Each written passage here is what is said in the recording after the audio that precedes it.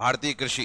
भारत में कृषि क्षेत्र की भूमिका प्रारंभ से ही महत्वपूर्ण रही है, क्योंकि कुल जनसंख्या का लगभग 60% कृषि पर आश्रित है।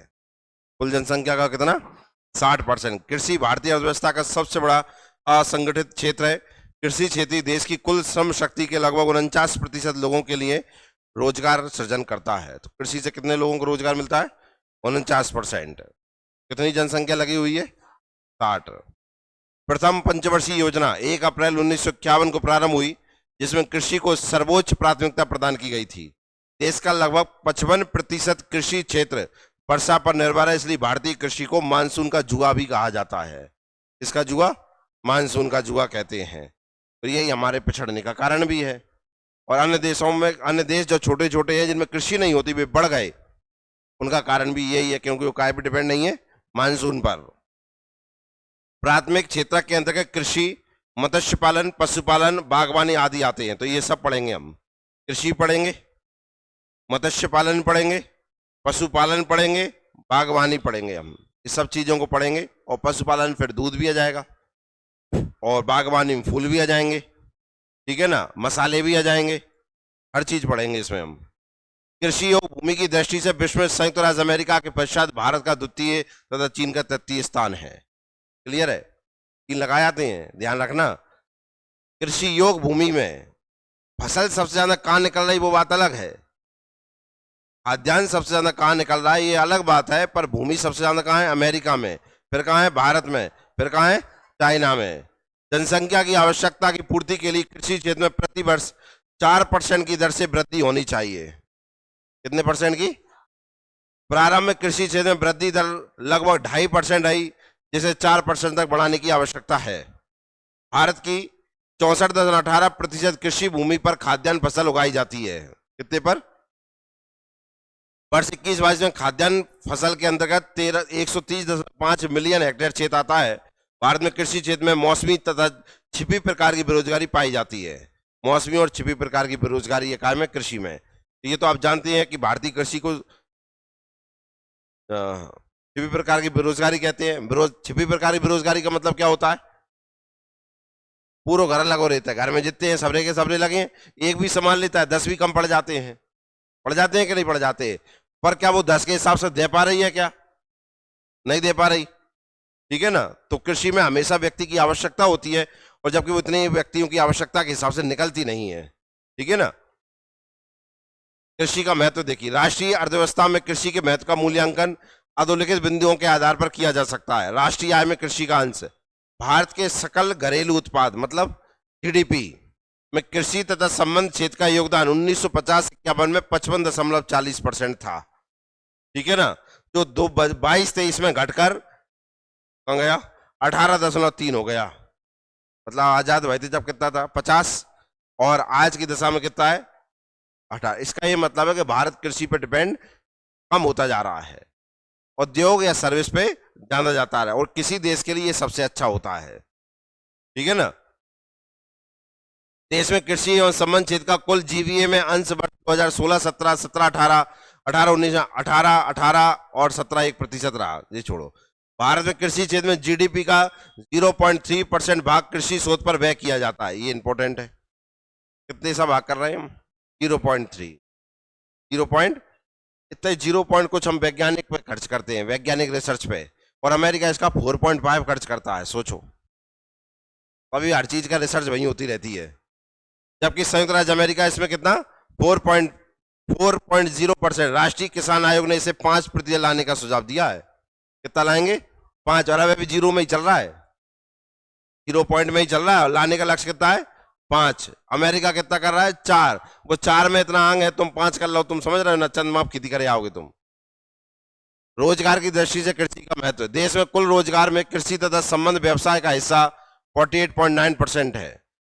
1950-51 में भारत की कार्यशील जनसंख्या का 70%, 70 कह सकते हैं, कृषि एवं संबंधित क्षेत्र में लगा हुआ था। वर्तमान में 55% कार्यशील जनसंख्या कृषि क्षेत्र में संलग्न है। इसका मतलब है कि इतने सारे लोग जो थे, अंतर जो आया, वो अन्य काम करने लगे, कुछ और भी होने लगा ना।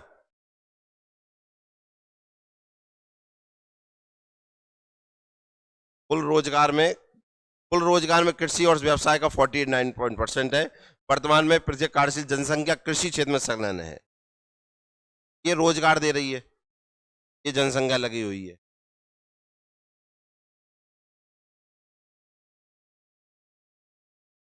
अच्छा पहले में, हाँ वो याद रखना लगभग इतना ही प्रतिशत है, ठीक है ना, कोई दिक्कत। औद्योगिक विकास के लिए कृषि का महत्व। भारत में प्रमुख उद्योगों को कच्चा माल कृषि से ही प्राप्त होता है। सूती, पटसन, वस्त्र उद्योग, चीनी, वनस्पति, बागान उद्योग आदि प्रत्यक्ष रूप से कृषि पर निर्भर है। हथकरघा, अब ये सब आप जानते हैं, इन्हें कोई पढ़ाने की जरूरत नहीं। ये देखिए, छठवीं आर्थिक जनगणना 2013 के अनुसार देश में कुल 58.5 मिलियन प्रतिष्ठान कार्यरत थे, जिसमें से 34.8 मिलियन प्रतिष्ठान ग्रामीण क्षेत्र में थे। ठीक है ना, ग्रामीण क्षेत्र में कितने थे? 34.8%। देश में मौजूदा कुल उपक्रमों में 77.6% गैर कृषि कार्य में, शेष 22.4 कृषि कार्य में संलग्न थे। ठीक है ना, ये उद्योग है कृषि संबंधित उद्योग। कितने हो गए? 22.5। और वैसे कितने हो गए?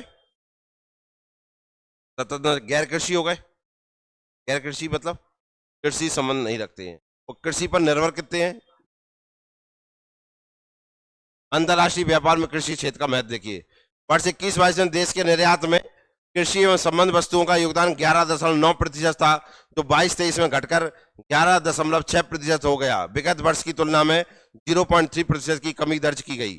ठीक है ना, ये ध्यान रखना। 22-23 में हम कृषि संबंधित चीजें जो बाहर बेचते हैं वो कितने % बेचते हैं? 11.6। ये ध्यान रखना है बस। 21-22 के दौरान कृषि एवं संबंध वस्तुओं का आयात देश के कुल आयात का 4.4% था, जो 22-23 में घटकर 4.1% होगा। जी आना हो गया। 21-22 में कितना मंगा रहे थे? 4.5 मंगा रहे थे। आप कितना मंगा रहे हैं? 4. इसका ये मतलब है कि हम कुछ करने लगे हैं। अगर किसी पड़ोसी से सामान ले जा रहा है, इसका मतलब तुम्हारे पास नहीं है। और अगर उससे कम लेना कर दिया, इसका मतलब क्या है? अपने पास खुद हैगा।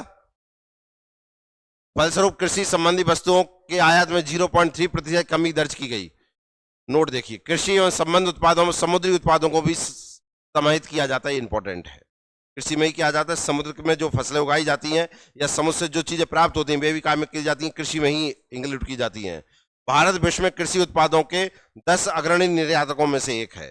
निर्यात मतलब बाहर बेचना, टॉप 10 में आते हैं उसमें हम। विश्व व्यापार संगठन द्वारा प्रकाशित विश्व व्यापार सांख्यिकी 2023 के अनुसार कृषि और खाद्य उत्पादों के वैश्विक व्यापार में भारत का हिस्सा निर्यात में 2.5% और आयात में 1%। ये इंपॉर्टेंट है, वेरी वेरी इंपॉर्टेंट। पढ़ें एक बार और इसे अच्छे से।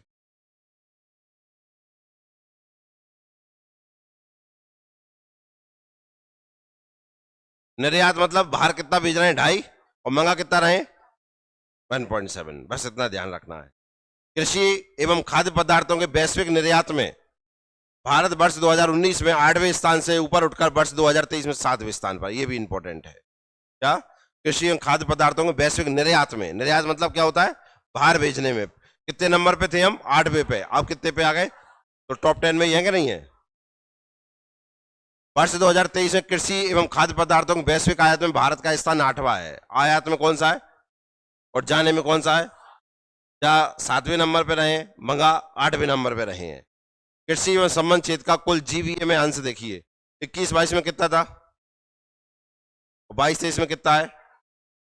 2011-12 के आधार मूल्य पर है। ठीक है ना, देखिए 12वीं पंचवर्षीय योजना में कृषि की औसत वृद्धि 0.6% रही, जबकि 4% का लक्ष्य रखा गया। कितने का? वृद्धि कितनी होनी चाहिए? 4 हुई। कितनी? 1.5%। कुल निर्यात में कृषि क्षेत्र का हिस्सा कितना है? 11.6।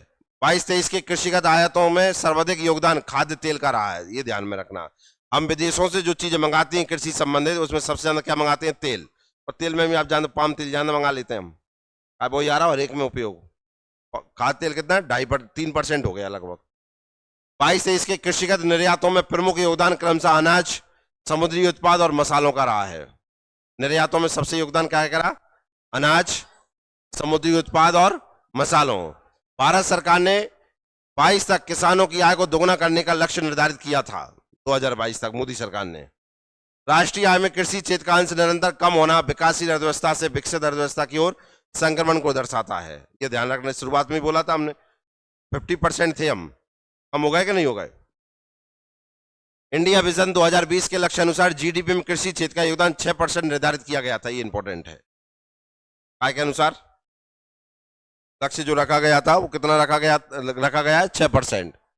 कृषि क्षेत्र में सकल पूंजी निर्माण 19-20 में कृषि तथा संबंध क्षेत्र में सकल पूंजी निर्माण सकल मूल वर्धन के अनुपात का 15.9% हो गया है। देश के कुल सकल पूंजी निर्माण में कृषि और संबंध क्षेत्र का हिस्सा 2021 में 7.9%, मतलब जो पैसा आ रहा है ना देश के पास कृषि से कितना मिल रहा है उसमें, ठीक है ना। कुल पूंजी में कृषि से पैसा कितना आता है।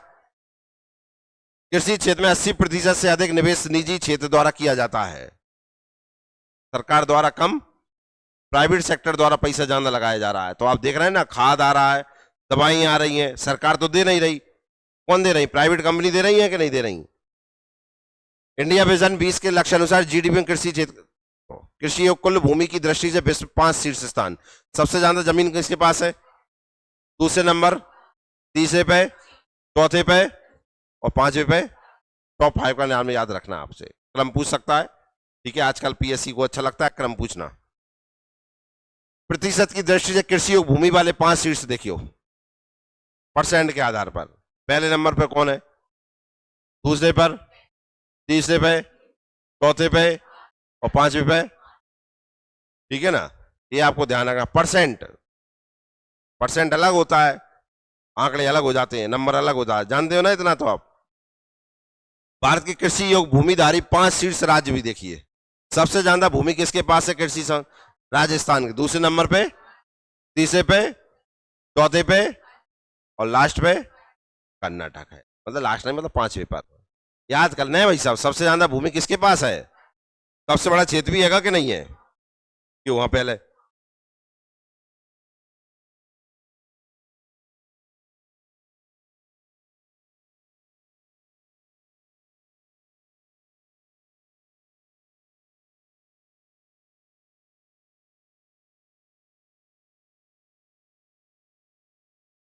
चलिए आगे देखिए। तो बीएससी का एमपीपीएससी स्पेशल देखिए। भारत के पास विश्व की कुल कृषि योग भूमि का मात्र 11% है, मात्र। जबकि विश्व की 17.5% जनसंख्या का पोषण करते हैं हम। देख रहे हैं आप, अत्याचार हो रहा है कि नहीं हो रहा है? जमीन तो बढ़ेगी नहीं, जमीन होना है कम और जरूर बढ़ने ही बढ़ने हैं। आज जमीन क्यों बढ़ेगी? शहरीकरण हो रहा है। शहरीकरण के लिए क्या है? कृषि योग भूमि जाएगी कि नहीं जाएगी? और तुम जानते हो जनसंख्या बढ़नी ही बढ़नी है। इसका मतलब है कि भुखमरी की स्थिति तो बनी रहेगी और इसे दूर करना है तो टेक्नोलॉजी कृषि पे लगानी पड़ेगी। परंपरागत खेती जो भारत में चल रही है और मौसम पे आधारित है, अगर यही हाल चलता रहा एक दिन अनाज के लाइन तरस जाएंगे हम। जहां भारत को हम कृषि प्रधान देश कहते हैं, वहां भारत दूसरे पर निर्भर हो जाएगा काय में? कृषि पर। आज विदेशों का पालन पोषण भारत कर रहा है, कल भारत का ही पालन पोषण करने के लिए विदेशों से मंगाना पड़ेगा। कृषि जोत देखिए। कृषि जोत भूमि के उस क्षेत्रफल को कहते हैं जो प्रत्येक किसान परिवार के पास अपने परिवार के भरण पोषण हेतु उपलब्ध होता है। तो आप सबके पास कृषि योग भूमि होगी, जिनके पास भी है इतनी जमीन, पर खेती तो इतने पे हो रही होती है कि नहीं? बाकी तो हम जानते हैं कि किसी में मकान बना लिया, किसी में कुछ बना लिया, किसी में कुछ धर लिया, बाकी कितने पे कृषि कर रहे हैं उसे कहते हैं क्या? कृषि जोत। 1 हेक्टेयर से कम क्षेत्रफल वाली जोत को सीमांत जोत कहा जाता है। ये इंपॉर्टेंट है आपके लिए। भारत में 68.52 सीमांत जोत पाए जाते हैं, सबसे ज्यादा सीमांत है। 1 से 2 हेक्टेयर क्षेत्रफल वाली कृषि भूमि को लघु जोत कहा जाता है। सबसे पहले सीमांत, सबसे नीचे, फिर आगे कौन? लघु। 2 से 4 हेक्टेयर क्षेत्रफल वाली कृषि भूमि को मध्यम जोत कहा जाता है। तो सीमांत, लघु, मध्यम। 10 हेक्टेयर क्षेत्रफल या इससे अधिक क्षेत्रफल वाली कृषि भूमि को बृहद जोत कहा जाता है। क्या कहा जाता है? बृहद, सबसे बड़े, ठीक है ना। तो याद रखना कितने से हेक्टेयर? 1 हेक्टेयर से कम। 1 हेक्टेयर से कम है भी कौन है? भारत में सीमांती ज्यादा है। 1 से 2 हेक्टेयर वालों को लघु, 2 से 4 वालों को मध्यम और 10 हेक्टेयर से ऊपर वालों को बड़े किसान कहते हैं। बड़े किसान। 10 हेक्टेयर मतलब कितना हो गया? 50 बीघा हो गई। कितनी बीघा? 50 बीघा से ऊपर जिनके पास है वे सबरे के सबरे कौन है? बड़े किसान हैं। भारत के कुल भौगोलिक क्षेत्रफल का लगभग 46% भाग शुद्ध बोया गया क्षेत्रफल है। कुल भौगोलिक क्षेत्रफल का लगभग 46% भाग शुद्ध बोया गया क्षेत्र है। बाकी भूमि डली रहती है, पड़ती भूमि कहते हैं जिसे हम बंजर भूमि कह देते हैं जिसे हम।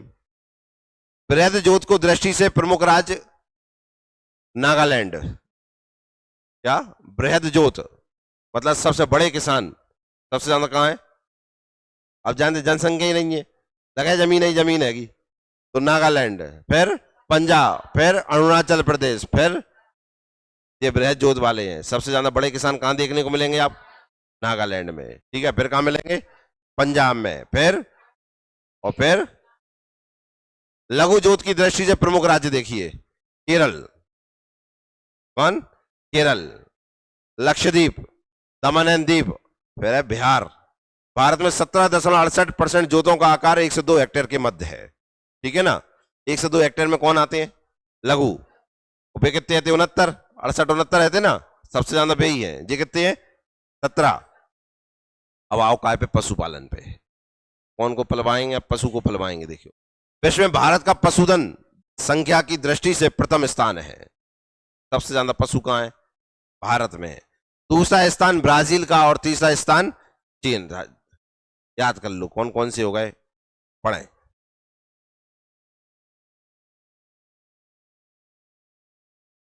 पढ़ाऊं हो गए, आगे चले। भारत गो पशु, गो पशु मतलब गाय और बैल और भैंस में प्रथम स्थान रखता है। ठीक है ना? तो अपने पास गाय, बैल, भैंस सबसे ज्यादा है। भारत बकरी में प्रथम तथा भेड़ों की संख्या में द्वितीय स्थान रखता है। 20वीं पशु धन जनगणना 2019 के अनुसार देश में पशुधन की कुल संख्या 536.76 मिलियन थी। ये पशु थे की गणना के अनुसार। 20वीं गणना कब हुई थी? 19 में। 20वीं पशुधन संगणना के अनुसार कुल पशुधन में गो पशु, ये याद नहीं करने हैं। ठीक है, कोई लेना देना नहीं है, चाहे याद कर ली। 536 मिलियन पशु हैं अपने पास। ठीक है ना? उनमें सबसे ज्यादा कौन से हैं? गो पशु हैं। गो पशु में गाय और बैल हैं। पशुधन देखो, गाय बैल में प्रथम है हम। पढ़ो क्या लिख रहे हैं? विश्व पशुधन में भारत का गाय बैल पूरे विश्व में सबसे ज्यादा अपने पास रखते हैं हम। बकरी में नहीं, भैंस में प्रथम, बकरी में प्रथम, भेड़ में, कुक्कुट में, कुक्कुट मतलब मुर्गा मुर्गी हो गए। ठीक है ना? बतख में, और संपूर्ण पशुधन में प्रथम। विश्व दूध उत्पादन में 1998 से ही भारत का पहला स्थान रहा है। 98 से पहले नंबर पर चल रहे हैं काय में? उत्पादन में। राष्ट्रीय डेयरी विकास बोर्ड, नेशनल डेयरी डेवलपमेंट बोर्ड के सांख्यिकी विभाग के आंकड़ों के अनुसार भारत में वर्ष 18-19 में 187.7 मिलियन टन दूध का उत्पादन हुआ, जो बढ़कर 21-22 में 221.6 मिलियन टन हो गया। संपूर्ण विश्व के कुल दूध उत्पादन में भारत का योगदान 24% है। बस ये ध्यान रखना, प्रथम पे है और 24% दे रहे हैं पूरे विश्व में दूध। ठीक है ना? देश के कुल दूध उत्पादन में विभिन्न प्रजातियों का योगदान। कुल भैंस, सबसे ज्यादा भैंसें दूध दे रही हैं, फिर गाय, फिर बकरी और भेड़। इतना सब जाना है यार, याद करने की कोई जरूरत। 5 दुग्ध उत्पादक राष्ट्र देखिए, सबसे ज्यादा दूध कहां हो रहा है? फिर कहां करवा रहे हो? फिर पढ़ लो बाकी के। मैं पढ़ दूंगा यार, नहीं पढ़ूं? एक बार और याद करो अच्छे से।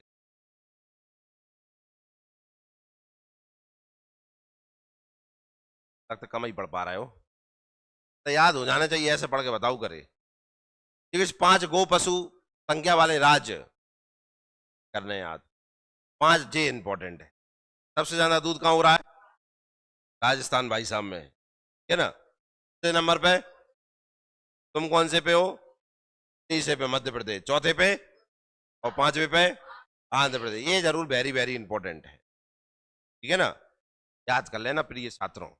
15 मार्च 23 को जारी basic animal husbandry statistics report 22 के अनुसार 21-22 के दौरान दुग्ध उत्पादन में 5.29% की वार्षिक वृद्धि के साथ कुल दूध उत्पादन 221.06 मिलियन टन हो गया है। ठीक है ना? दूध में कितने परसेंट की बढ़ोतरी हुई है?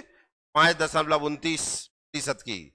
वर्ष 21-22 में दूध की प्रति व्यक्ति उपलब्धता 444 ग्राम प्रतिदिन है। 400-450 ग्राम दूध हर एक व्यक्ति के लिए है भारत में। है ना? इतना तो तुम ले सकते। ठीक है ना? 2 बेर चाय पी ली, 3 बेर पी जा, तो 444 ग्राम है आपके लिए दूध, है ना? तुम चाय नहीं पी रहे तो दूध पी जाओ, है ना? 450 ग्राम ही पीना है। मत भी जाइए भैया, नहीं तो क्यों, नहीं तुम रो भी हमें दे दो।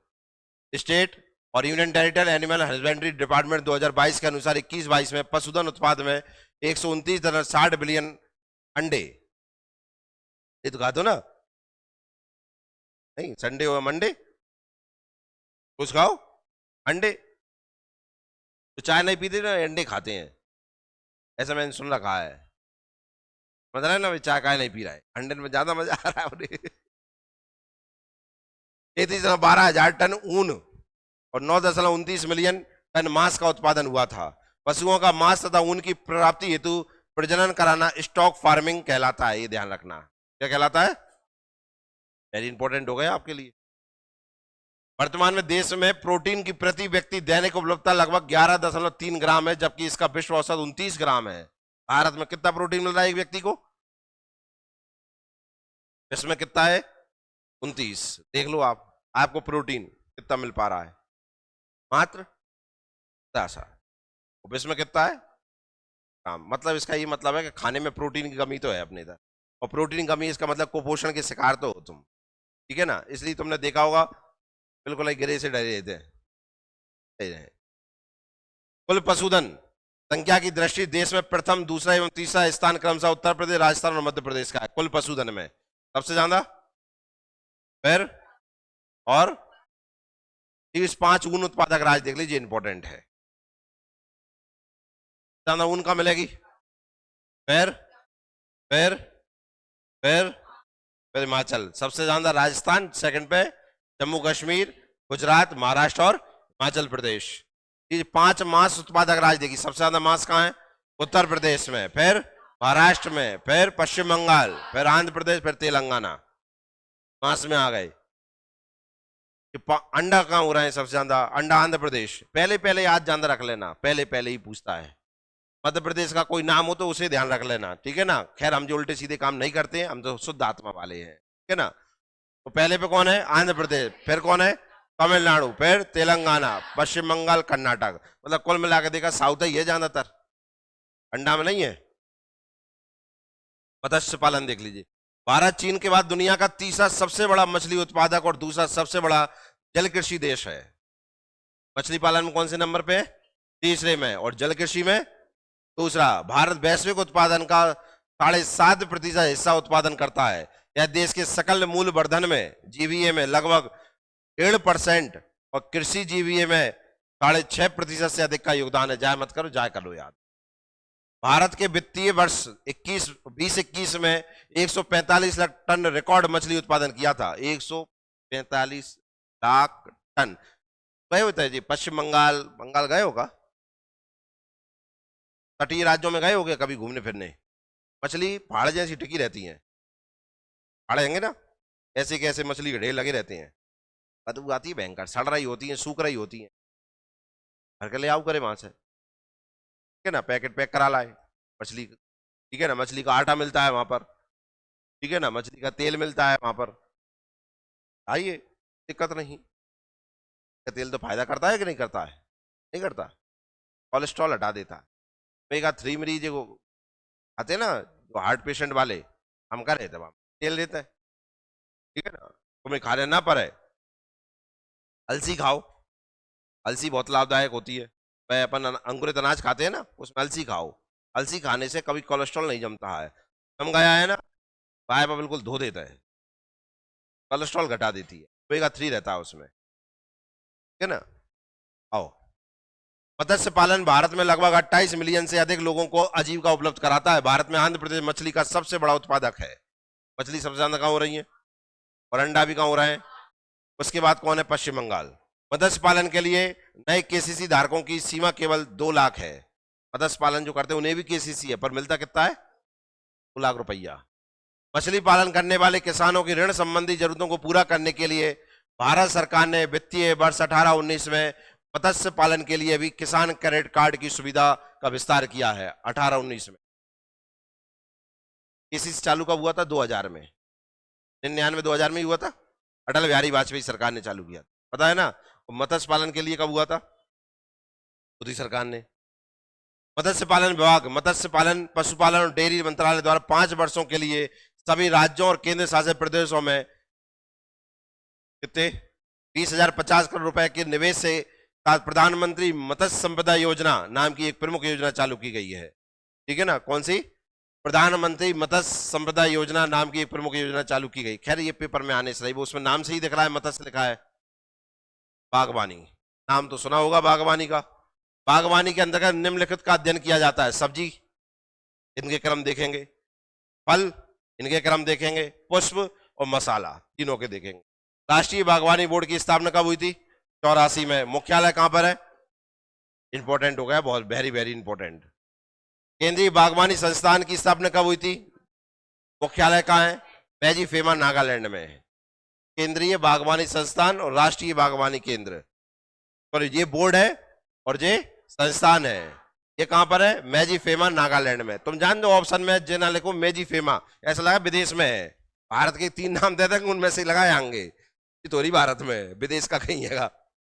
हॉर्टिकल्चर स्टैटिस्टिक्स कृषि मंत्रालय, भारत सरकार के अनुसार 21-22 में कुल बागवानी फसलों का क्षेत्रफल 28.04 मिलियन हेक्टेयर रहा। बागवानी फसलों का हेक्टेयर कितना रहा? क्षेत्र कितना रहा? 28% रहा है। बागवानी कितने परसेंट पर? वर्ष 21-22 में बागवानी फसलों का उत्पादन खाद्यान्न फसलों की तुलना में दिख रहा है। ये वेरी वेरी इंपॉर्टेंट है। खाद्यान्न में गेहूं चावल आ गए, उनसे ज्यादा उत्पादन रहा है बागवानी का, सब्जी फूल फल। ठीक है ना, किसान अब क्या है कि इन परंपरागत खेती की अपेक्षा सब्जी फूल इन पे जा रहा है, फलों पे जा रहा है। ठीक है ना, सब्जी उत्पादन देखिए। उद्यान विज्ञान की यह शाखा जिसके अंतर्गत शाकोत्पादन वाली फसलों का अध्ययन किया जाता है, शाकोत्पादन या सब्जी विज्ञान कहलाता है, ओलेरिकल्चर कहलाता है। क्या कहलाता है? एक व्यक्ति को प्रतिदिन संतुलित आहार के लिए 300 ग्राम सब्जियां, 115 ग्राम पत्तियों वाली, 115 ग्राम अन्य तो 70 ग्राम जड़ वाली का प्रयोग करना चाहिए। इंपॉर्टेंट है आपके लिए। ठीक है, ऐसा आंकड़ा पूछ सकता है पेपर में। ठीक है, इसलिए पूछ सकता है कि भारत सरकार, आप जानते हैं, कुपोषण से निपटने के लिए बहुत सारे प्रयास कर रही है कि नहीं, उसके हिसाब से ये चीजें पूछ सकते हैं आपसे। ठीक है ना, तो एक व्यक्ति को प्रतिदिन संतुलित आहार के लिए कितने ग्राम सब्जियों की आवश्यकता होती है? 300 ग्राम। ठीक है ना, जिसमें से 115 ग्राम पत्तियां, 115 ग्राम अन्य और 70 ग्राम जड़ वाली। ठीक है ना, देश में सब्जियों की उपलब्धता 2005 के 279 ग्राम प्रति व्यक्ति प्रतिदिन से बढ़कर 2017-18 में 393.76 ग्राम प्रति व्यक्ति प्रतिदिन हो गई है। तो आपको दूध तो आपने देखा था 444 ग्राम हो रहा था। हाँ, सब्जियां कितनी मिल रही हैं आपको? 393 ग्राम एक दिन में। ठीक है ना, भारत में वर्ष 2021 में 200.44 मिलियन टन कुल सब्जी का उत्पादन हुआ, जो 21-22 के तृतीय अग्रिम अनुमान से बढ़कर 204। हटाओ। विश्व के कुल सब्जी उत्पादन में भारत का योगदान 11.38% है। ये इंपॉर्टेंट है। पूरी दुनिया में हम सब्जी कितनी उत्पन्न कर रहे हैं? पूरी दुनिया में जितनी सब्जी हो रही है उसमें भारत का योगदान कितना है? 11.38%।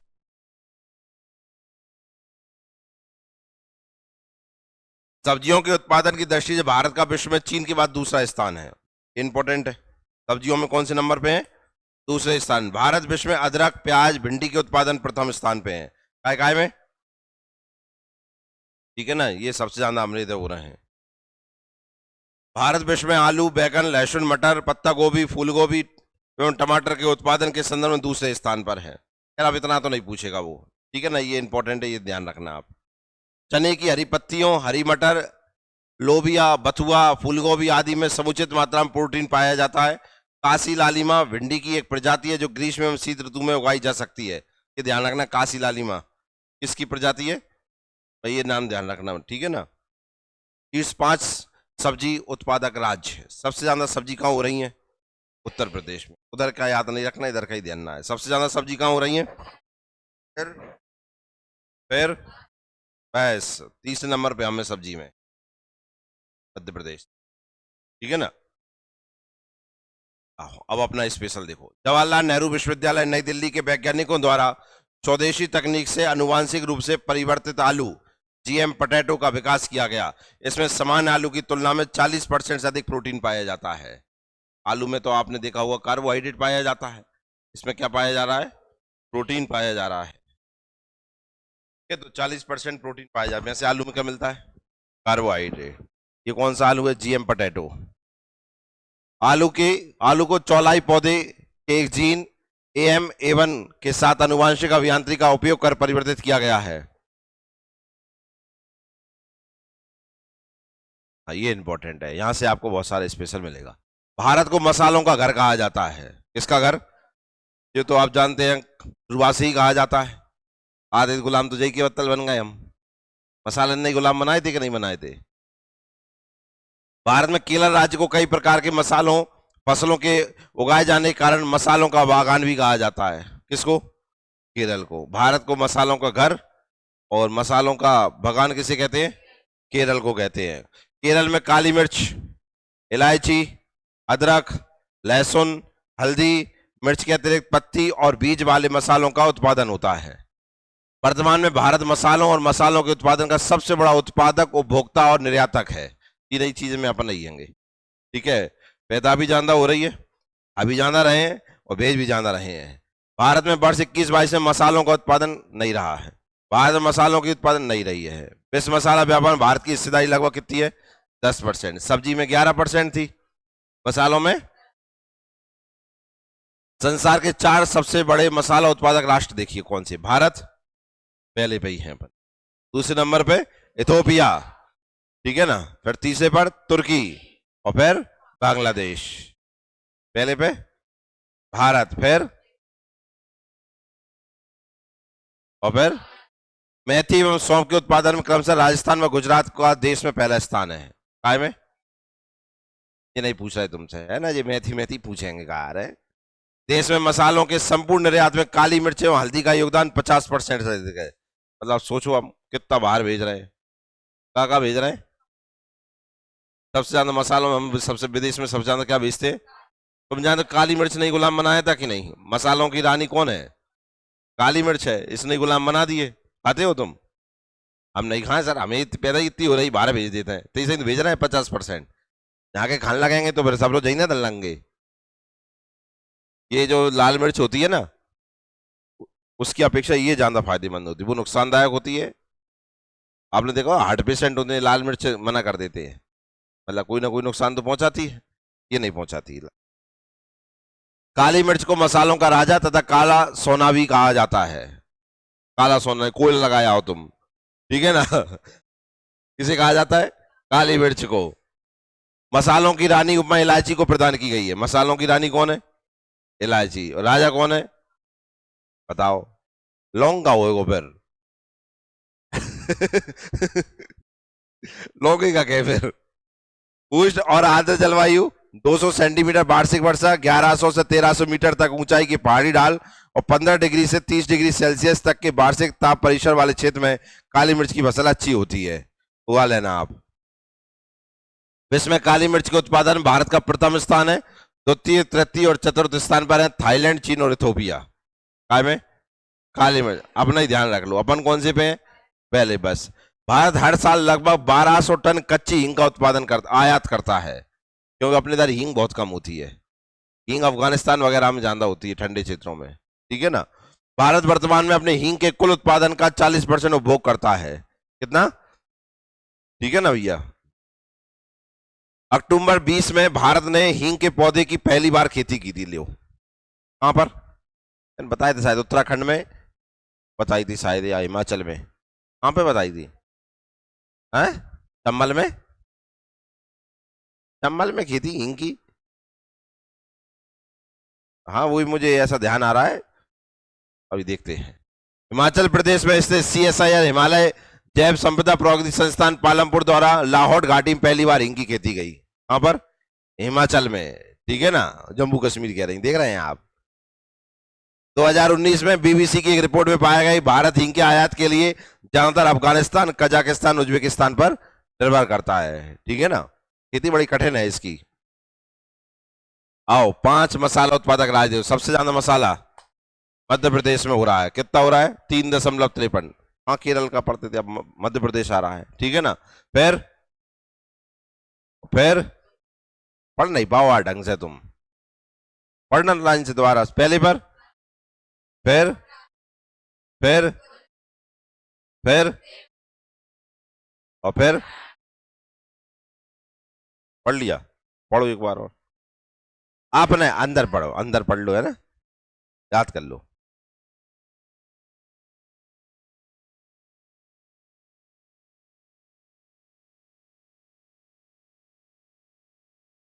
याद करना मुश्किल हो रहा होगा, है? हो गया याद? अच्छा, कल के सब याद हो गए? कोई हो गए? ऐसे याद कुछ ना कुछ बना लिया करे, याद करने में देखो इससे क्या बन जाएगा। मर जीटी पे काका, काका है थे, ये काका आएंगे कर्नाटक से, कौन हो गए काका, मसाला खा के मर गए जीटी रोड पे। M for, R for, T for, T for, K for, ठीक है ना, तो मसाला खा के कौन मर गए, काका, ठीक है ना, तो मर गए जीटी रोड पे। आओ, मसालों की शीर्ष उत्पादक राज्य, अदरक में सबसे ज्यादा कौन है, कौन है, अपने ही पढ़ ले, अपनो ही अकेले ध्यान रख लो, है ना, पहले पे और मध्य प्रदेश को। अदरक में सबसे ज्यादा कौन है, धनिया में, लहसुन में, काली मिर्च में, देखो केरल, छोटी इलायची में, बड़ी इलायची में, लौंग में, हल्दी में, और केसर में जम्मू कश्मीर। आओ पुष्प देख लीजिए आप। देश में कृषि जलवायु की बहु विविधता के कारण संपूर्ण वर्ष भर विभिन्न प्रकार के फूलों का उत्पादन होता रहता है। Horticulture statistics ministry of agriculture Bharat सरकार के अनुसार 21-22 के तृतीय अग्रिम अनुमान में पुष्प एवं सुगंधित पौधों का कुल क्षेत्रफल 0.95 मिलियन हेक्टेयर है, जिसमें कुल फूलों का, छोड़ो, भारत संसार का सर्वाधिक खुला फूल उत्पादक राष्ट्र है। खुला फूल मतलब पत्तियां, अच्छू तो कह लो यार। संसार में पुष्प उत्पादन के क्षेत्रफल की दृष्टि से भारत का प्रथम स्थान है। इंपॉर्टेंट है, सबसे ज्यादा फूलों के जो भूमि है वो सबसे ज्यादा कहाँ है, भारत में है। पुष्प उत्पादन के क्षेत्रफल की दृष्टि से भारत का प्रथम स्थान है। वहीं वर्ष 21-22 में कुल 0.66 मीटर हेक्टेयर भूमि पर सुगंधित पौधों की खेती की गई, जिसमें कुल 0.68 मीटर टन उत्पादन हुआ। भारत में सर्वाधिक मात्रा में उत्पादित होने वाला पुष्प गेंदा है। सभी जानते हैं गेंदा जल्दी हो जाता है। पुष्प उत्पादन क्षेत्रफल की दृष्टि से 3 राज्य क्रम से कर्नाटक, तमिलनाडु, मध्य प्रदेश। पुष्प उत्पादन में हम तीसरे नंबर पे हैं। पहले नंबर पे कौन है, कर्नाटक। संपूर्ण पुष्प उत्पादन की दृष्टि देश में तमिलनाडु का प्रथम, कर्नाटक का द्वितीय एवं मध्य प्रदेश का तृतीय स्थान है, ठीक है ना। ये क्षेत्रफल है, क्षेत्रफल में कौन है पहले पे, फिर तमिलनाडु, मध्य प्रदेश, यही आपस में बदल गए, कौन हो गया, कहां गए, तमिलनाडु कर्नाटक आगे पीछे हो गए, हम तो वहीं तीसरे पे आएंगे, तो हमारे लिए कोई दिक्कत ही नहीं है। उत्पादन में भी और क्षेत्रफल में भी हम कौन से नंबर पे हैं, तीसरे पर। भारत में स्थापित आदर्श 9 पुष्पोत्पादन केंद्र है। माहौली पंजाब, ये नहीं पढ़ना है। विश्व में नीदरलैंड मतलब हॉलैंड पुष्प का सबसे बड़ा उत्पादक देश है। पढ़ा है हमने, नीदरलैंड की कैपिटल क्या है, एम्स्टर्डम। काय के लिए प्रसिद्ध है, फूलों की खेती, जिसके फूलों के व्यापार में लगभग 57% का योगदान है, तथा कोलंबिया एवं इक्वाडोर क्रमशः दूसरे और तीसरे पर है। दूसरा तीसरा रहने दो, पहले का ध्यान कर लो। सबसे ज्यादा फूल कहां होते हैं, और भारत में तमिलनाडु में, कहां पर, और भूमि सबसे ज्यादा किसके पास है, कर्नाटक के पास।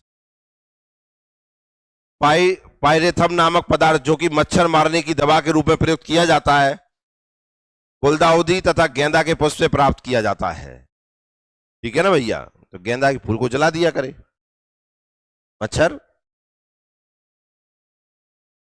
चला जाया करेगा। बोनसाई ठिगने पौधों की खेती की एक जापानी कला है। बोनसाई ठिगने पौधों की खेती की एक जापानी कला है, जिसमें पेड़ों को गमलों तथा मोलक सेल्स में उगाकर ठिगना बनाया जाता है। मतलब इतना सा पौधा दिखेगा, लेकिन उसके जो मेन पार्ट है वो इतना मोटा हो जाता है, उसकी जड़ों में अगर देखेंगे ना, मतलब वो पेड़ वास्तविकता में जैसे बर का पेड़ होता है कितना बड़ा दिखता है, लेकिन उस जैसी आकृति आपको वो ठिगने पौधे में दिख जाएगी। तो वो पौधे की कौन सी कला होती है, जापानी कला होती है। क्या नाम दिया जाता है, बोनसाई। बोनसाई का मतलब होता है ठिगने पौधे। कौन से पौधे, आम होगा वो इतना सा होगा, पर कैरी भयंकर लग रही होंगी, आम लग रहे होंगे वहां में। नहीं अपने खेतन में आम देखिए, आप इतने बड़े हो जाते हैं कि लगता ही नहीं है, मतलब बड़े हो जाएंगे तब लगेंगे, वहां इतने इतने से आम में लग रहे हैं। ऐसी कला विकसित की जाती है, ठीक है ना। ऐसी कला क्या कहते हैं, बोनसाई। बोनसाई का उत्पत्ति केंद्र चीन को माना जाता है। किसको माना जाता है? भारत में मुगल बादशाहों द्वारा गुलाब, नरगिस, डैफोडिल्स तथा कार्नेशन ईरान तथा सेंट्रल एशिया से लाए गए थे। अभी नहीं, छोड़ दो। भारत में गुलाब मुगल बादशाह बाबर लाया था।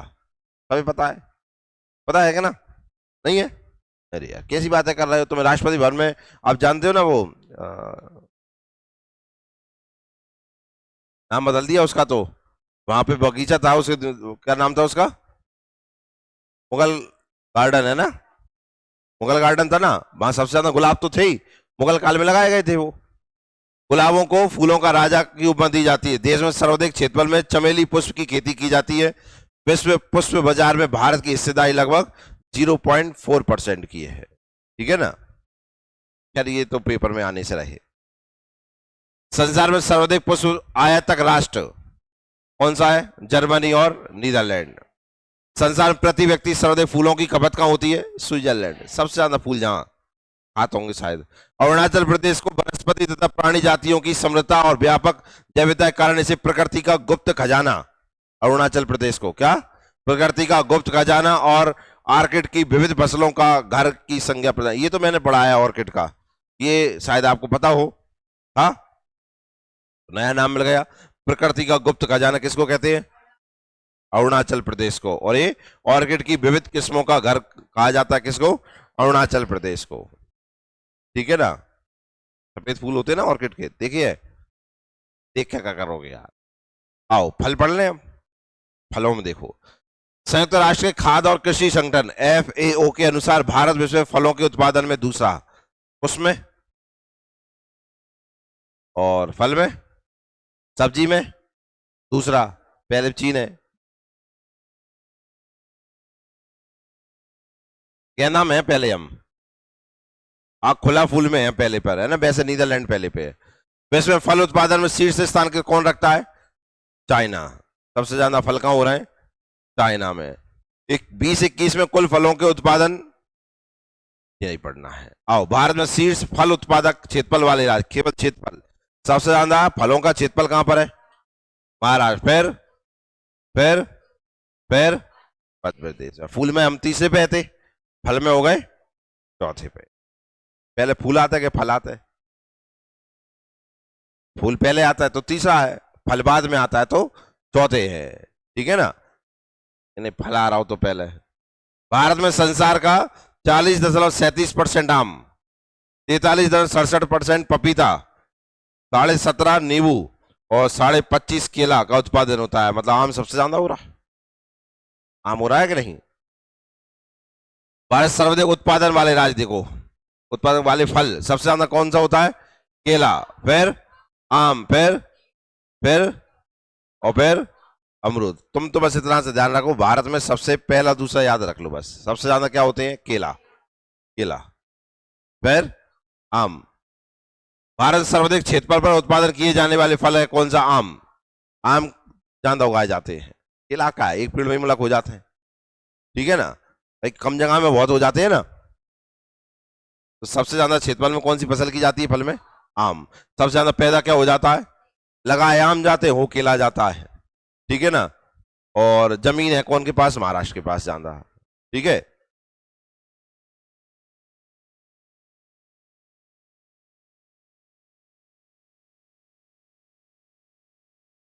क्या हो गया?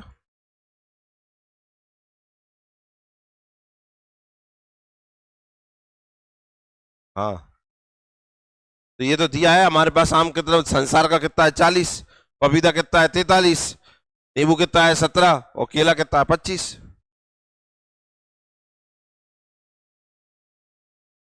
कौन बताएं? कौन बताएं? मर जाओ रे, तुम दो ही हैं। तुम्हें तो डारे आएंगे गुरु हो बिल्कुल ही। मतलब ये नहीं देख रहा हो कि जी झकाए ना लेके, देखना जहां पे लड़ रहे हैं जी। पर इन्हें नहीं आ रहा हो जो 43 लग रहे हैं, जो 40 लग रहे हैं।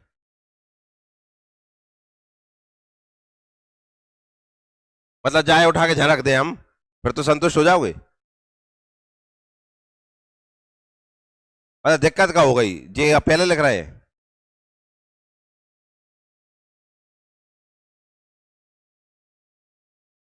ये है भारत में संसार का 40-37% आम है, मतलब आम हमारे पास, मैं ये बता रहा हूं, सबसे ज्यादा किस्में और सबसे ज्यादा विश्व का सबसे ज्यादा उत्पादन करते हैं आम का हम।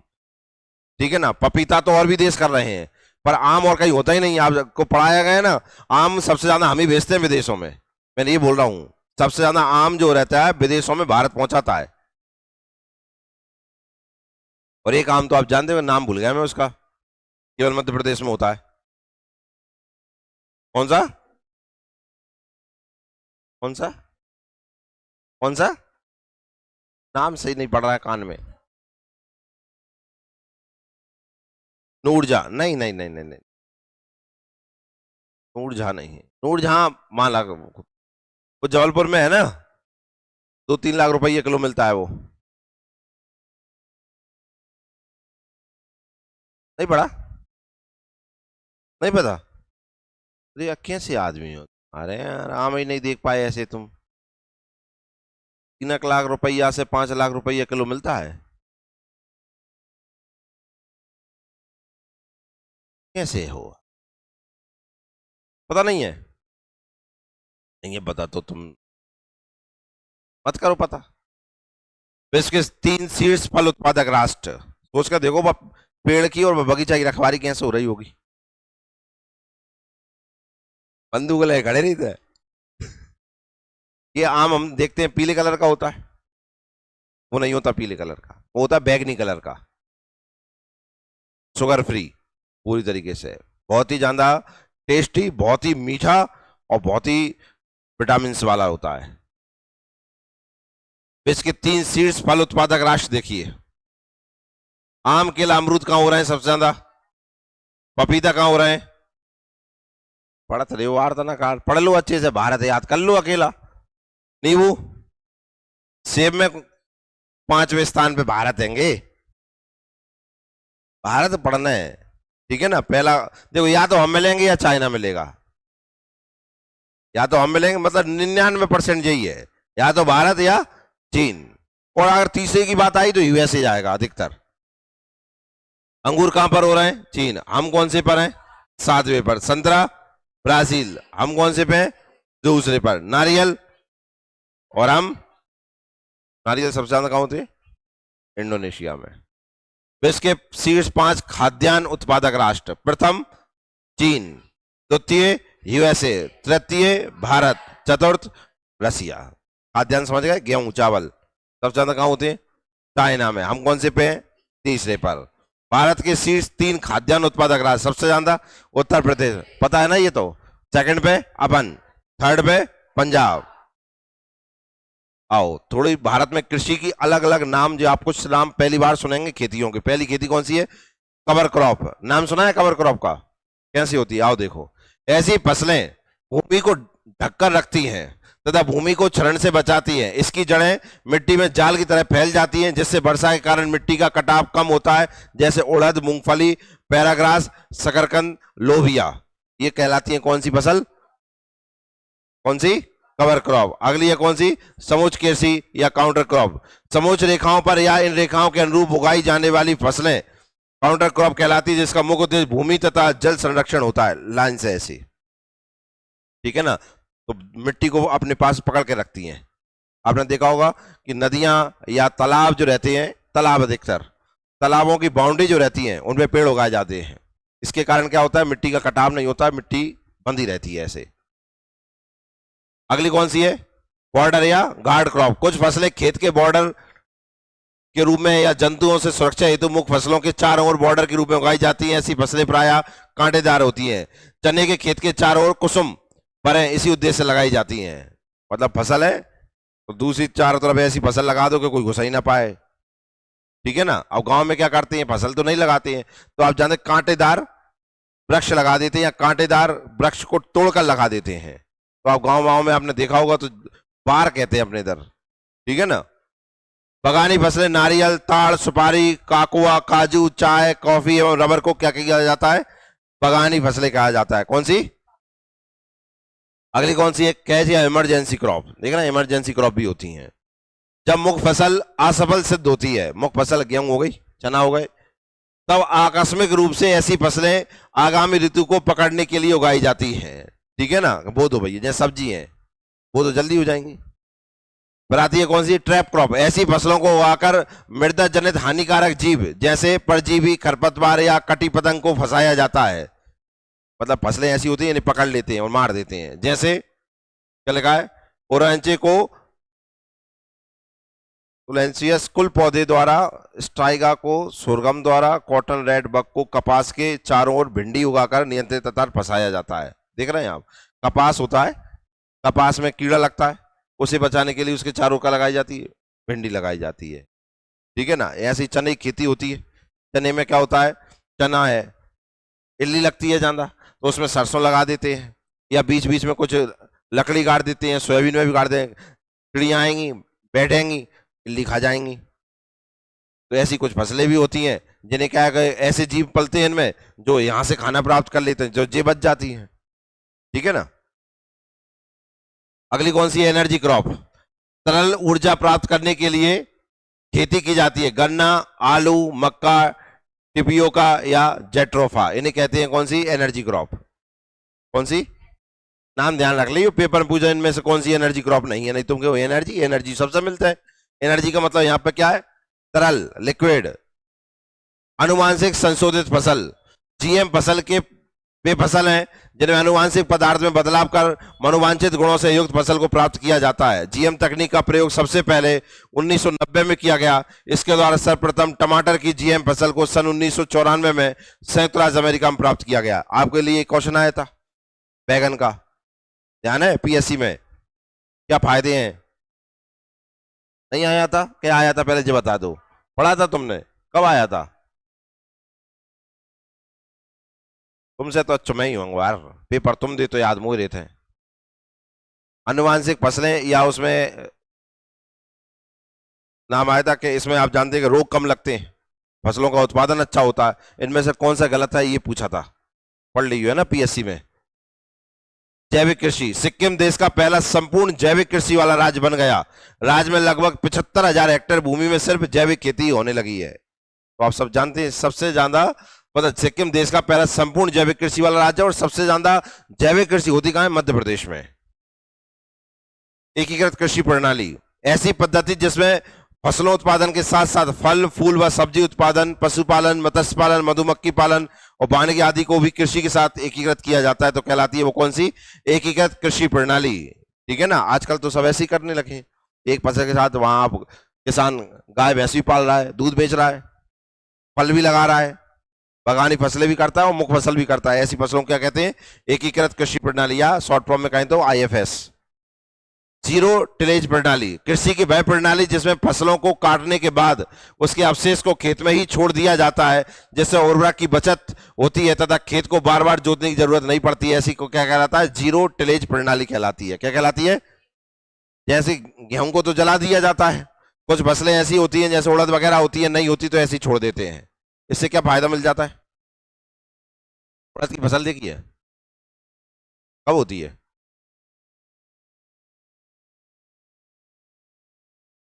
सोयाबीन देखा है, सही में, सही में, तो सोयाबीन की सिंग उड़द नहीं हुई।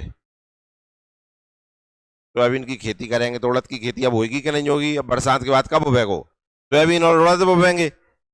उड़द कभी कभी नहीं होती है तो किसान उसे काटता नहीं है, खेत में ही छोड़ देता है, क्योंकि वो खाद बहुत अच्छा बनाती है। ऐसा सुन रखा होगा तुमने, अब अच्छा है सुन लिया हो तो। वर्ष 1947 में अमेरिका कृषि वैज्ञानिक एडवर्ड फॉकनर ने इस पद्धति को प्रतिपादित किया था। ये ध्यान रखना, कौन सी पद्धति को किसने किया था, कहां के थे, कब की थी। यह एक संरक्षणवादी खेती है। इस तकनीक का उपयोग कर भूमिगत जल के स्तर को नीचे गिरने से बचाया जा सकता है। ठीक है ना, तो भूमि के जल को नीचे गिरने से कौन सी तरीके से बचाया जा सकता है, जीरो टिलेज प्रणाली। शस्य गहनता पढ़ा दिया ये मैंने आपको, ध्यान हो तो। शस्य गहनता एक वर्ष में कुल बोए गए क्षेत्र तथा शुद्ध बोए गए क्षेत्र का अनुपात होता है, इसे प्रतिशत में व्यक्त किया जाता है। जनसंख्या किसी निश्चित क्षेत्र में अधिकतर किसानों द्वारा अपनाया जाने वाला शस्यव्रत, ये छोड़ो, कृषि साख, साख दे, कृषि साख मतलब होता है केसीसी मिलता है, नाम सुना है केसीसी का, ऋण मिलता है किसानों को, वही है कृषि साख। केंद्र सरकार द्वारा तय की गई नीति के तहत निजी एवं सार्वजनिक दोनों ही क्षेत्रों के बैंकों को अपने कुल ऋण का 40% प्राथमिक क्षेत्र को उपलब्ध कराना होता है। प्राथमिक क्षेत्र में कौन आती है? कृषि और कृषि संबंधित उद्योग आते हैं कि नहीं आते हैं? क्यों पहले यहाँ क्यों? तो बैंकों को जो भी लोन देता है उसका 40% किसानों को देना पड़ेगा, मतलब कृषि संबंधित चीजों को देना पड़ेगा, ये ध्यान रखना। देश में सर्वाधिक सहकारी बैंक महाराष्ट्र में है। कोऑपरेटिव बैंक सबसे ज्यादा कहां मिलेंगी? महाराष्ट्र में मिलेंगी, ठीक है ना। सहकारी बैंकों पर रिजर्व बैंक का नियंत्रण केवल आंशिक होता है, पूर्णतः नहीं होता है, आंशिक होता है। नाबार्ड स्थापना 12 जुलाई 1982 को शिवरमन सिंह कमेटी की संस्तुति पर। मुख्यालय कहां पर है? मुंबई में। इसका फुल फॉर्म याद रखना नाबार्ड का, पढ़े एक बार। अब नोट पढ़ लो। ग्रामीण आधारित संरचनात्मक विकास निधि, जिसका उद्देश्य कृषि क्षेत्र के लिए विशेष ऋण उपलब्ध कराना है, जिसकी स्थापना नाबार्ड के अंतर्गत 1995 में की गई थी, ठीक है ना। विशेष ऋण उपलब्ध कराता है कौन? ग्रामीण आधारित संरचनात्मक विकास निधि, RIDF। इसकी स्थापना कब हुई थी? 1995 में। किसके अंतर्गत हुई थी? नाबार्ड के अंतर्गत हुई थी। क्षेत्रीय ग्रामीण बैंक स्थापना 2 अक्टूबर 1975। कौन सी समिति पर? M नरसिम्हन समिति। ग्रामीण बैंकों की स्थापना कौन सी समिति ने करी थी? भूमि विकास बैंक स्थापना 1929। सबसे पहले कहां पर? मद्रास में। यह बैंक कृषकों को दीर्घकालीन वित्तीय आवश्यकताओं की पूर्ति करता है, मतलब ऋण देता है। कौन? भूमि विकास बैंक। अपने हर जगह है भूमि विकास बैंक, अब बंद होते हैं, कगार पर है, पर हैं अभी भी। अब मंडी में जाओगे तो भूमि विकास बैंक में हर मंडी में मिल जाती है, क्यों? वो किसानों के लिए होती है। कृषि उपजों का मूल्य निर्धारण। भारत में कृषि उपजों के लिए न्यूनतम समर्थन मूल्य MSP होता है। नाम सुना है MSP? कौन कौन ने सुना है? की घोषणा भारत की आर्थिक मामलों संबंधी मंत्रिमंडलीय समिति द्वारा कृषि लागत एवं मूल्य आयोग CACP की अनुशंसाओं के आधार पर फसलों के बुआई क्षेत्र के आरंभ में किया जाता है। तो देखिए MSP घोषणा कौन करता है? CACP। ये पेपर के लिए इंपॉर्टेंट है। MSP घोषणा भारत की आर्थिक मामलों संबंधी मंत्रिमंडलीय समिति द्वारा कृषि लागत एवं मूल्य आयोग की अनुशंसाओं के आधार पर फसलों के बुआई क्षेत्र के आरंभ में किया जाता है। या तो CACP याद करना है या CCEA याद करना है, तो नाम याद करना। CCEA, अगर CCEA कर रहा है तो घोषणा पता कौन रहा होगा? CACP। और अगर ये नहीं दिया होगा तो डायरेक्ट यही बोल रहा होगा CACP। न्यूनतम समर्थन मूल्य की संतुष्टि कृषि लागत और मूल्य आयोग द्वारा वर्ष में 2 बार की जाती है, ये भी ध्यान रखना। CACP 2 बार MSP घोषणा करता है, ठीक है ना। MSP कृषि उपजों का मूल्य निर्धारण न्यूनतम समर्थन मूल्य, मिनिमम सपोर्ट प्राइस के आधार पर होता है, ठीक है ना। छोड़ो, वर्तमान में न्यूनतम समर्थन मूल्य 23 फसलों, खरीफ की 17, रबी की 6 के लिए घोषित किया गया है। ये इंपॉर्टेंट है, ये तो छप सकता है पेपर में ऐसा कैसा। MSP कितनी फसलों का है? और ज्यादा कठिन बनाने के लिए खरीफ और रबी दे सकता है। खरीफ कौन सी होती है? खरीफ गर्मी में। अब ये खरीफ बोवेगी कि नहीं बोवेगी? और रबी ठंडों में। तो खरीफ की कितनी और रबी की कितनी? 6। इनके लिए क्या किया? घोषित किया गया है MSP। कृषि लागत एवं मूल्य आयोग देखो, CACP फुल फॉर्म पढ़ो इसका, commission of agriculture cost and price. स्थापना कृषि उत्पादों के मूल्य निर्धारण हेतु खाद्य मूल्य नीति समिति 64 की सिफारिश पर 1965 में कृषि मूल्य आयोग APC का गठन प्रोफेसर ML दांतवाला की अध्यक्षता में किया गया था, ठीक है ना। का एग्रीकल्चर प्राइस कमीशन, सीधा सा मतलब है CACP की अध्यक्षता किसके द्वारा की गई थी? ML दांतवाला। इनकी अध्यक्षता में ही काय की स्थापना की गई थी? CACP। कब की गई थी? 65 में। 65 में की गई थी ना। CACP की स्थापना कब की गई थी? 65 में। कौन सी समिति थी? ML दांतवाला समिति। बस इतना सा ध्यान रखना है, 65 में दांतवाले ने करी थी। काय की? CACP की। 85 में कृषि मूल्य आयोग का नाम परिवर्तित कर कृषि लागत एवं मूल्य आयोग कर दिया गया। मतलब APC का नाम क्या कर दिया गया? CACP। कब? 85। खैर इतना नहीं पूछेगा वो। मुख्यालय कहां है इसका? कार्य क्या है इसका? MSP बनाना। क्या बनाना? उचित मूल्य और लाभकारी मूल्य। देखिए FRP, गन्ना के लिए FRP होता है, हमारी फसलों के लिए MSP होता है। तो FRP और सुन लीजिए, fair and remunerative price. FRP सरकार द्वारा घोषित मूल्य है जिस पर मिले किसानों से खरीदे गए गन्ने को भुगतान कानूनी रूप से करने के लिए, मतलब मिल। हमारे मंडी में जाता है गन्ना, कहाँ जाता है? मिल में शक्कर बनने के लिए जाता है कि नहीं? तो मिल में जाता है, वहां का है एफआरपी, और मंडी के लिए क्या है? एमएसपी। जो गन्ने की डिलीवरी की तारीख के 14 दिन के भीतर भुगतान के लिए अनिवार्य करता है, कानूनी है भैया, है ना, 14 दिन के अंदर भुगतान हो जाए। यह भी किसके द्वारा किया जाता है? सीएसीपी के आधार पर निर्धारित तथा आर्थिक छोड़ो। एफआरपी गन्ना उद्योग के पुनर्गठन को लेकर रंगराजन समिति की रिपोर्ट पर आधारित है। ये कुछ नहीं जाना है, एफआरपी ध्यान रखना गन्ने के लिए है, बस इतना सा। प्रतिरोधक भंडार, बफर स्टॉक, नाम सुना है? बफर स्टॉक तुम्हारे घर में है? बफर स्टॉक खेती तो होती ही होगी। अच्छा, खेती नहीं, गेहूं तो खाते होगे, आटो खाते हो? अच्छा, ऐसा होता है वो आटो पूरा खत्म हो जाते हो तो एक बार बाजार जाते होगे, तो क्या होता है? पहले ही, पहले आटो घर में ही धर लेते, तो क्या धरा रहता है? गेहूं, वो ये आपका बफर स्टॉक। समझ में आएगा? बफर स्टॉक, बफर स्टॉक का मतलब होता है स्टोर करना पहले से ही। यह एक प्रारक्षित भंडार होता है जिसका उपयोग फसल खराब होने की स्थिति में संपूर्ण देश में अनाज की आपूर्ति सुनिश्चित करने के लिए किया जाता है। इसका प्रमुख उद्देश्य खाद्य सुरक्षा प्रदान करना है। जैसे आपके इधर देख रहे हैं वेयर हाउस, देखें एफसीआई, ये क्या होते हैं? बफर स्टॉक होता है इनमें। बफर स्टॉक बनाए जाने के उद्देश्य से ही भारत ने 1954 में अमेरिका के साथ पीएल 480 समझौता किया था। बफर स्टॉक के लिए अमेरिका के साथ समझौता है, और समझौते का नाम क्या है? बस आप पूछ सकते हैं पीएल 480 समझौता किससे संबंधित है? इससे बफर स्टॉक किसके साथ किया है भारत ने? ठीक है ना, कब किया था? 1 अप्रैल 23 तक देश में अनाज छोड़े से।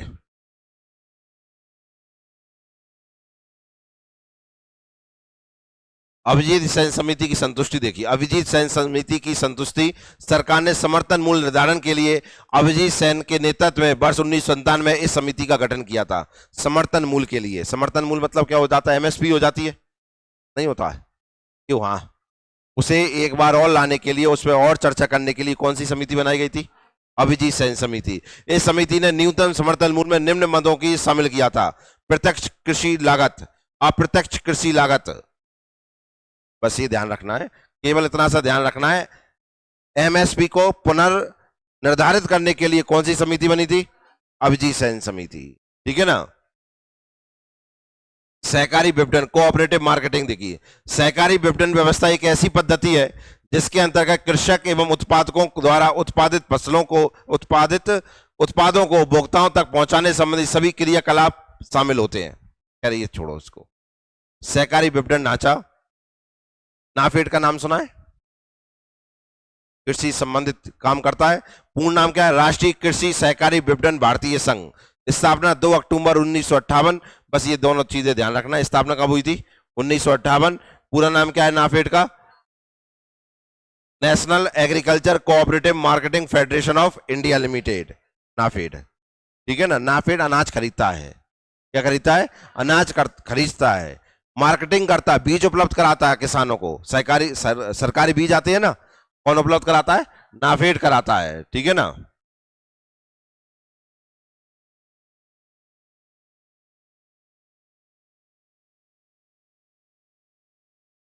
ट्राइफेड और पढ़ लीजिए, एक नाफेड होगा एक ट्राइफेड है। पूर्ण नाम क्या है? भारतीय जनजातीय सहकारी विपणन विकास संघ। स्थापना 1927। पूरा नाम पढ़ो इंग्लिश में, English English. Tribal cooperative marketing development federation of India, ये ट्राइबल के लिए है, ठीक है। नाफेड पूरे देश के लिए, और ट्राइफेड केवल किसके लिए? जनजातियों के लिए। बस इतना सा ध्यान रखना है।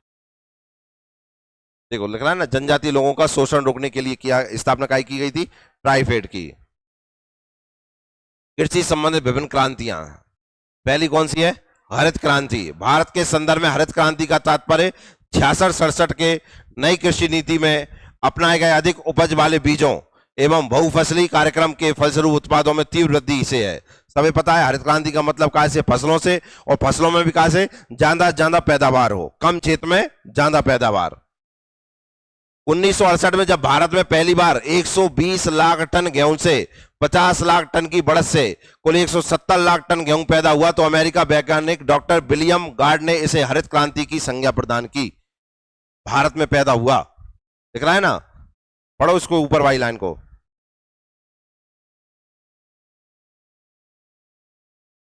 मतलब एक बार में हमने 50 लाख टन की बढ़त के साथ गेहूं उत्पादन कर दिया।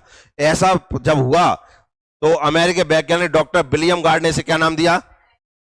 ये नाम ध्यान रखना, किसने नाम दिया है? उक्त उपलब्धि 1960 के दशक में मध्य में मैक्सिको से लाए गए गेहूं के उन्नत बीजों से भारतीय कृषि वैज्ञानिक ने ब्रीडिंग द्वारा नई नई गेहूं की अधिक उपज देने वाली प्रजातियां विकसित की, जिसकी प्रति हेक्टेयर उपज क्षमता 60 से 65 क्विंटल प्रति हेक्टेयर थी। मतलब ऐसा आश्चर्यजनक परिवर्तन कहां से हुआ था? मैक्सिको की गेहूं के बीज से। खैर ये तो पूछेगा नहीं, पर यह ध्यान रखना हरित क्रांति का नाम किसने दिया है? वैश्विक स्तर पर हरित क्रांति का श्रेय नोबेल पुरस्कार से सम्मानित एकमात्र कृषि वैज्ञानिक डॉक्टर नॉर्मन बोरलॉग को है। सबको पता है ये तो। भारतीय परिप्रेक्ष्य में हरित क्रांति का श्रेय किसको जाता है?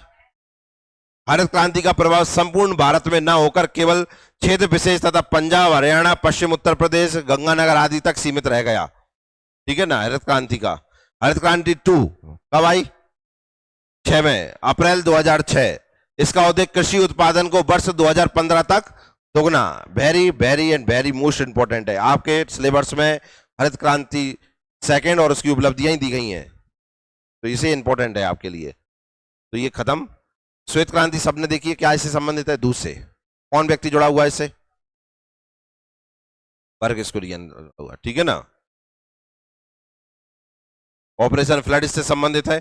3 चरणों में संपन्न ऑपरेशन फ्लड का पहला चरण 70 से 68, दूसरा 78 से 85 और तीसरा 85 से 95। मतलब ऑपरेशन फ्लड 3 चरणों में चलाया गया था, ये ध्यान रखना है, ठीक है ना? गुजरात के आणंद में स्थित अमूल डेयरी तथा राजस्थान की सरस डेयरी श्वेत क्रांति में आत्मनिर्भरता के उत्कृष्ट उदाहरण है। ये तो सबको पता है, अमूल कहां की है, लेकिन राजस्थान की कौन सी है? सरस डेयरी, ये ध्यान रखना है। पीली क्रांति का सबको पता है। हरित क्रांति के दूसरे चरण के रूप में, पढ़े से, हरित क्रांति के दूसरे चरण के रूप में 85 से 90 की पंचवर्षीय योजना में पीली क्रांति को तिलहन फसलों में आत्मनिर्भरता के लिए शुरू किया गया था। पीली क्रांति भी हरित क्रांति में ही संबंधित है। क्या? नहीं नहीं, चरण, वो हरित क्रांति 2 है। भारत में पीली क्रांति के जनक किसको माना जाते हैं? सैम पित्रोदा। भारत में राजस्थान सबसे अधिक तिलहन फसलों का उत्पादन करने वाला राज्य है। भारत में इन्हें सदाबहार फसलों के नाम से भी जाना जाता है। Very important. सुना था नाम? सुना था? नहीं सुना तो ध्यान रखो। गोल क्रांति, गोल क्रांति, गोल कौन होता है? आलू, ठीक है ना?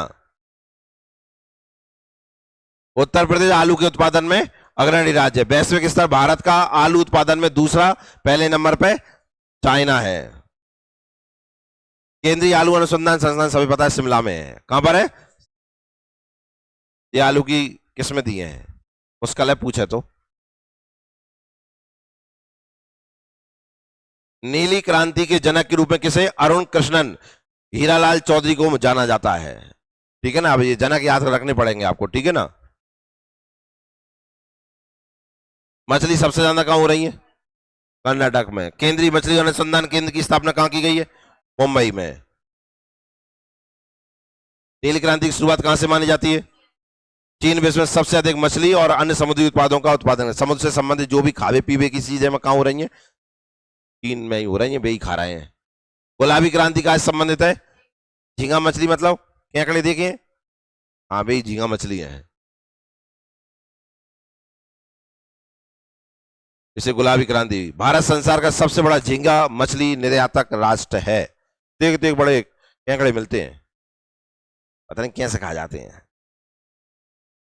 गुलाबी क्रांति का संबंध प्याज उत्पादन से भी है। कैसे? कृष्ण क्रांति पेट्रोलियम से संबंधित है। इसके लिए इथेनॉल का उत्पादन बढ़ाकर पेट्रोल में इथेनॉल का मिश्रण 10% तक बढ़ाने और बायोडीजल का उत्पादन करने की सरकार की योजना है। दूसरा क्रांति कहां से? उर्वरक से। कैसे? रजत क्रांति कहां से? अंडे और मुर्गी पालन, ठीक है ना? शीर्ष 4 अंडा उत्पादक राज्य कौन से हैं? आंध्र, तमिल, तेलंगाना, पश्चिम बंगाल। सुनहरी क्रांति का संबंधित है बागवानी, ठीक है ना? और वृद्धि विशेषकर सेब उत्पादन में। काय में?